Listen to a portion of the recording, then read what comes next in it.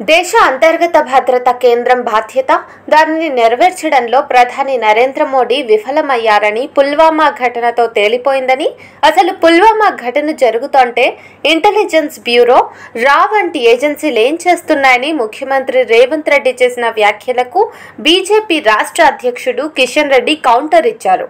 మరోసారి కాంగ్రెస్ మన వీర సాయుధ దళాలను, జవాన్లను అవమానించిందని మండిపడ్డారు. రేవంత్ వ్యాఖ్యలకు శనివారం ట్విట్టర్ వేదికగా కౌంటర్ ఇచ్చిన కిషన్ రెడ్డి, జాతీయ భద్రతపై బుజ్జగింపుల రాజకీయాలు నడపడమే కాంగ్రెస్ విధానమని దుయ్యబట్టారు. 26/11 ముంబై దాడుల నుండి హైదరాబాద్ వరుస పేలుల వరకు, అలాగే జమ్మూ కాశ్మీర్లో పౌరులు, సైనికులపై దాడులు అన్ని కాంగ్రెస్ హయాంలోనే జరిగాయి. వీటికి ఆ సమయంలో అధికారంలో ఉన్న యూపీఏ హయాంలోని ఇంటెలిజెన్స్ వైఫల్యాలే అందామా? ఆ ఘటనలకు సోనియా గాంధీ, మాజీ ప్రధాని మన్మోహన్ సింగ్ ను బాధ్యులను చేసే ధైర్యం రేవంత్ రెడ్డికి ఉందా అని ప్రశ్నించారు.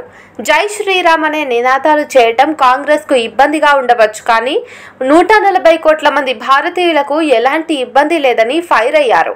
ఇకనైనా రేవంత్ రెడ్డి చౌకబారు రాజకీయాలు చేయటం మానేసి కాంగ్రెస్ పార్టీ ఇచ్చిన 6 గ్యారంటీల హామీల అమలుపై దృష్టి సారించాలని హితవు పలికారు.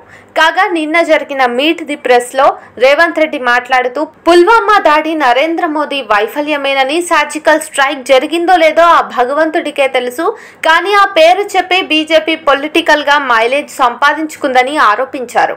కేంద్రాన్ని ఏమైనా ప్రశ్నిస్తే జై శ్రీరామ్ అంటోందని చెప్పుకోవడానికి చేసిన పనులేమీ లేకనే బీజేపీ దేవుడిని రాజకీయాల్లోకి లాగుతోందని వ్యాఖ్యానించారు.